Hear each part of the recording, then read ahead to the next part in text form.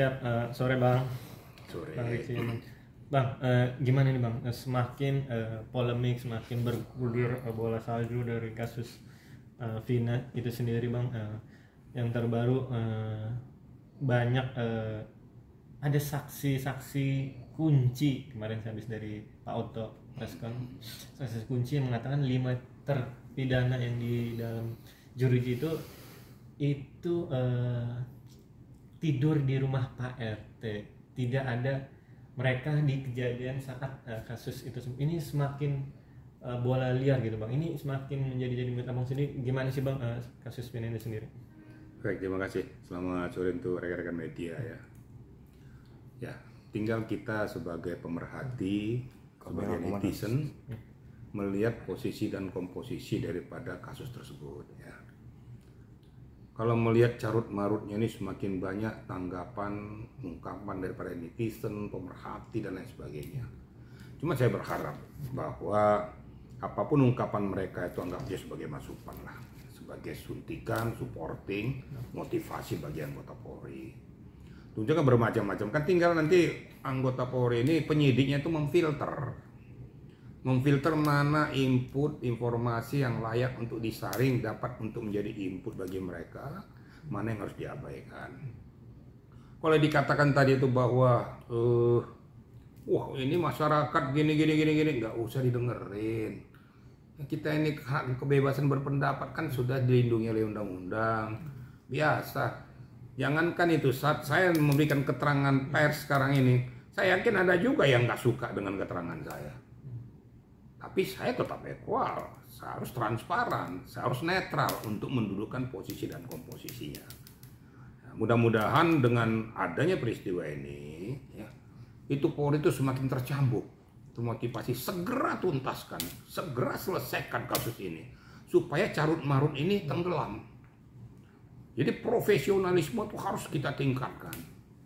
Saya yakin dan percaya pimpinan tertinggi daripada Polri, Kabareskrim, Kapolda maupun penyidik-penyidik yang ada, ditambah mungkin penambahan penyidik-penyidik Anda akan dimunculkan semua supaya segera bergulir mendapatkan betul-betul formula yang terbaik. Dan saya berharap dalam tidak terlalu lama lagi kasus ini bisa terungkap dan bisa digulirkan ke meja hijau. Apapun hasilnya, ya itulah hasil akhirnya. Saya yakin bahwa hasil akhir yang akan dikeluarkan oleh pihak kepolisian ataupun penyidik tidak semuanya akan memuaskan masyarakat. Saya yakin itu. Tapi harus kita terima dengan segala lapang dada. Kenapa? Kenapa selama ini carut marut ini? Makanya kalau seandainya ada suatu kasus itu betul-betul kita selesaikan itu dengan cermat dan teliti, segera tuntaskan, jangan ada yang tertinggal. Ya gitu. Kalau ditanya kembali, kenapa sampai ada yang tertinggal? Nah, ini perlu saya sampaikan juga kepada masyarakat, bahwa untuk mendudukkan seseorang jadi tersangka, terbukti atau tidak, kan harus ada minimal 2 alat bukti yang sah, sehingga seseorang itu bisa didudukkan sebagai tersangka. Kalau seandainya tidak bisa, nggak boleh.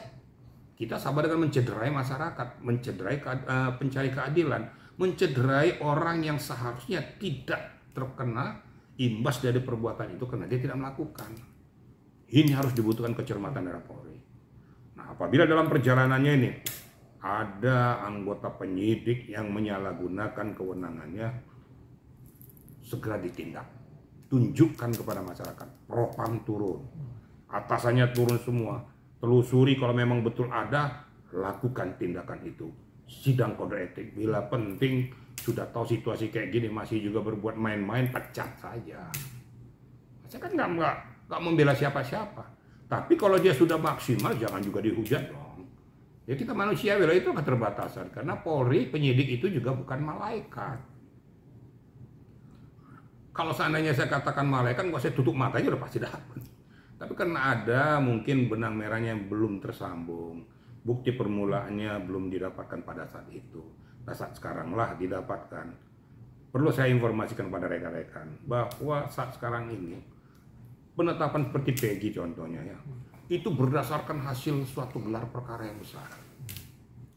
Pasti sudah Kapolri sudah merintahkan Kabareskrim tunjuk semua penyidik-penyidik yang andal itu satu. Libatkan Intelkam, libatkan divisi hukum, libatkan propam, libatkan penyidiknya juga. semua dilibatkan, termasuk pengacara-pengacara yang terlibat di dalamnya harus dihadirkan. Jadi sehingga transparan semua. Nah, nanti baru dianalisis. Bila penting, munculkan, hadirkan ahli bahasa, ahli forensik, kemudian ahli hal yang terkait dalam hal itu, supaya betul-betul berjalan dengan baik. Nah, itu kira-kira. Ya. Bang, tapi ada kabar update juga dari Bang Hotman sebagai sekaligus pengacara keluarga Mufina bilang sebaiknya kasus ini dihentikan dulu gitu Bang. Penyidikan ini dihentikan dulu karena ibaratnya biar fakta-fakta bisa terungkap, jangan hanya di Peggy saja. Maksudnya gimana Bang sebagai seorang mantan penyidik? Jadi gini ya, saya juga nggak ngerti pola pikirnya. Ya. Jangankan kita seorang pengacara, Kapolri sekalipun tidak bisa menghentikan penyidikan. Apabila memang itu dalam perjalanannya penyidikan harus berlanjut berdasarkan 2 alat bukti yang sah, harus dilanjutkan, Kapolri pun tidak bisa menghentikan, Kabariskim tidak bisa menghentikan. Jangankan itu, Presiden pun tidak bisa menghentikan itu. Karena hak penyidik, hak independen dilindungi oleh undang-undang. Tentunya apabila penyidik mempunyai hak independen ini salah ataupun menyalahgunakan kewenangannya, inilah perlunya propam turun, mengguidance. Kalau memang betul-betul terjadi, tindak tegas. Jangan tedeng-aling-aling.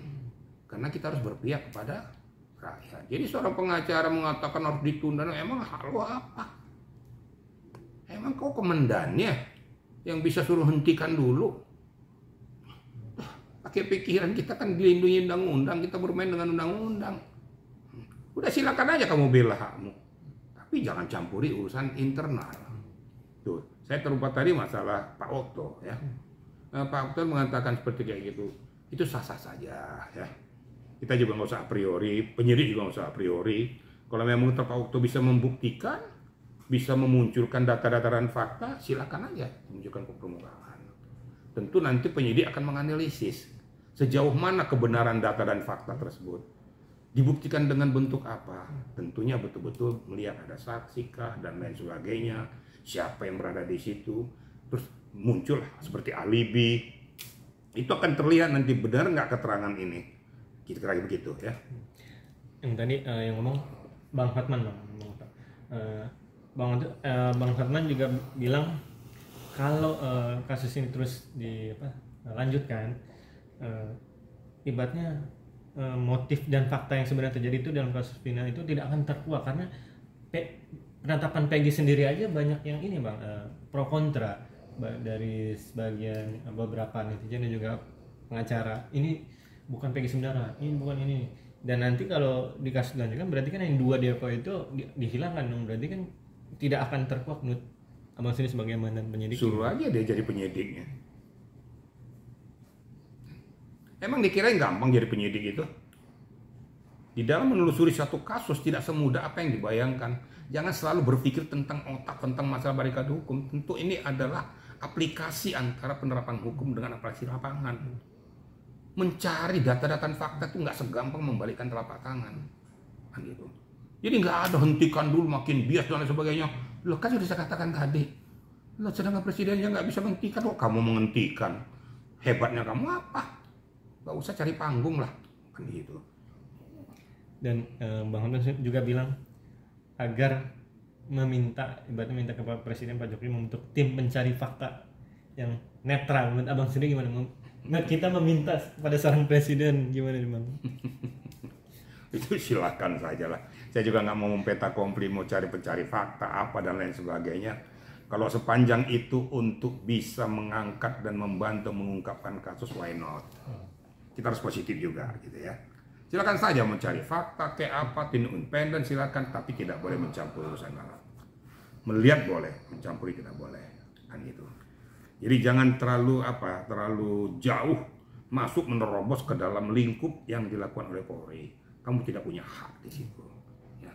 Silakan kalau kau punya data bukti sudah kau sampaikan, kritis kau sampaikan, nanti umpamanya ada terjadi overlap, silakan aja kau buktikan di pengadilan.